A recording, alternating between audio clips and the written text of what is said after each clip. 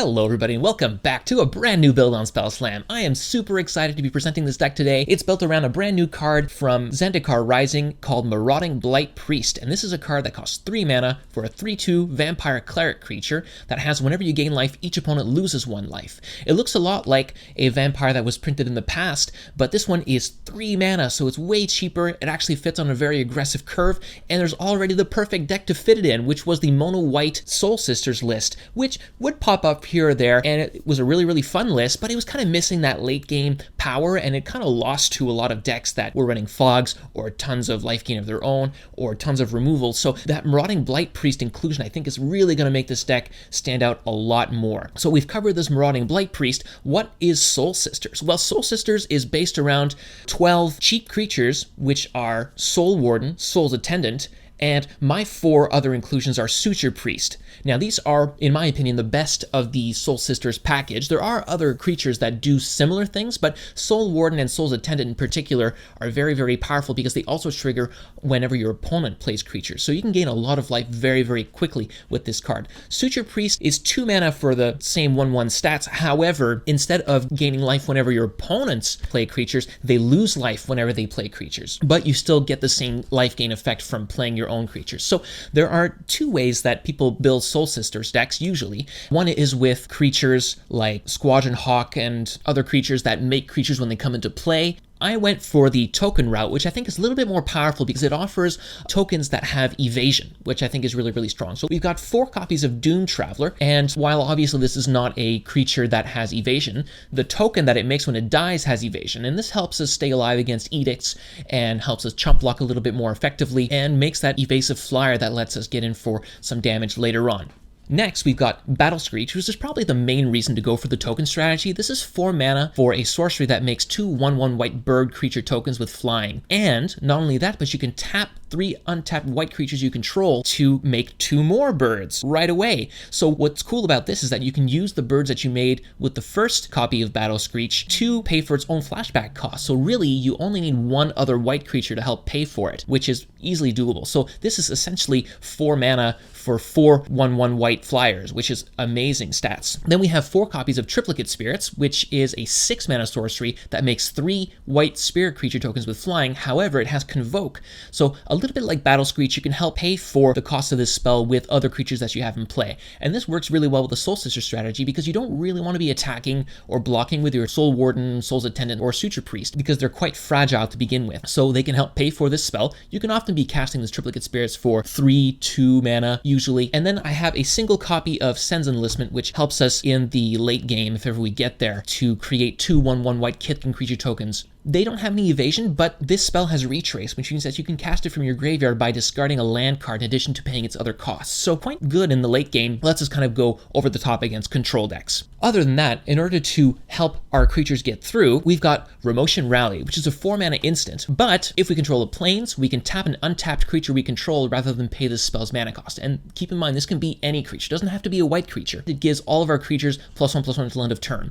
This card's really good at ending games, but the main reason that I'm actually putting it in here is because it's very good against the card Suffocating Fumes, which is one of the most played cards in Pauper right now. It's a 3 mana instant that gives all creatures -1/-1 until end of turn. So Remotion Rally helps us fight against these mass removal effects that would be very soft too. Otherwise, we have 3 copies of Unearth, which helps us return a creature with converted mana cost 3 or less from our graveyard to the battlefield, and that includes the Marauding Blight Priest, which is another reason why this card is so powerful in our deck. We can also cycle it away for 2 mana if we want to. And then we have just a little bit of removal. We have 3 copies of Cast Down, because why not? We're playing black, as well as 1 copy of Harsh Sustenance, which can help us end a game very quickly if we need to as well. This card's a 3 mana Orzhov card. It's an instant, and it lets us deal X damage to any target and have us gain X life, where X is the number of creatures we control. Again, works well with Marauding Blight Priest, works well with just our strategy in general. In the mana base, we've got 10 plains, 4 Scoured Barrens, 4 Swamp, and 4 Springleaf Drum. And I'm a little bit on the fence about the Springleaf Drum, but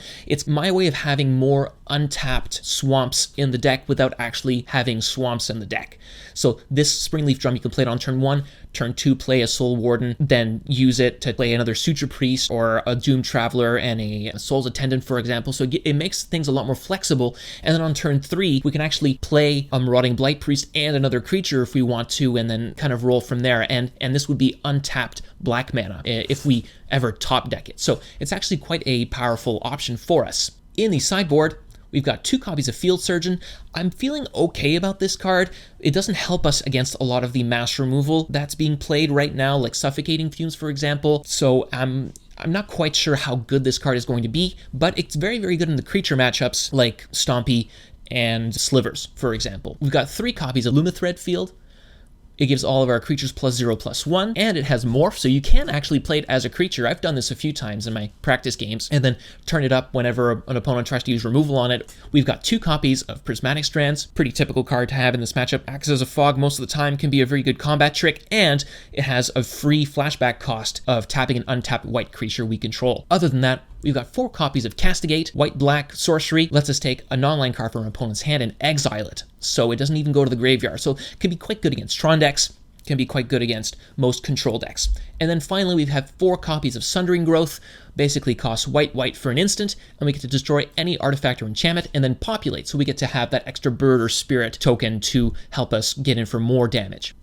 I thought I would take a moment to explain how I went about building this deck, because it is kind of interesting. When I saw Marauding Blight Priest, I immediately thought, well, how fast can I possibly kill somebody using this strategy? And essentially, I kind of build my deck using this magical Christmas land scenario where I could kill somebody essentially on turn 4, and then I streamline my deck building to kind of increase the chances of my opening hands looking like that ideal scenario. And that kind of guides my deck building in a way that I really enjoy. So, for example, if I wanted to kill somebody on turn 4, I would need to go Plains, Soul Warden or Soul's Attendant, turn 2, Plains, Soul Warden, Soul's Attendant, and then on turn 3, Swamp, Marauding Blight Priest, and then on turn 4, I would play Battle Screech, Flashback Battle Screech. That would gain me a lot of life, drain the opponent for a lot of life, and coupled with all the attacks that I would be getting in, would make for well over 20 damage, which would turn out to be a turn 4 kill, which is very, very fast in Pauper. You can't ask for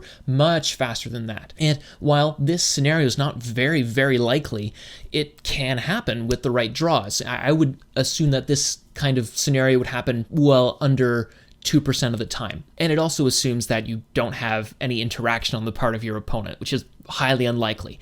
So what does this teach us? Why is this an actual useful way to think about our deck? Well, it helps us streamline how we build our deck, and it also helps guide our opening hands and when to decide to mulligan it or keep it. So with that in mind, I played as many untapped sources as possible. The only really tapped sources of mana that I have are the 4 Scoured Barrens. So I'm really increasing the chance that I have those 4 untapped sources of mana on turn 4. And it also guided my decision to use tokens rather than cards like Squadron Hawk, because the end result would be just a little bit faster and more aggressive.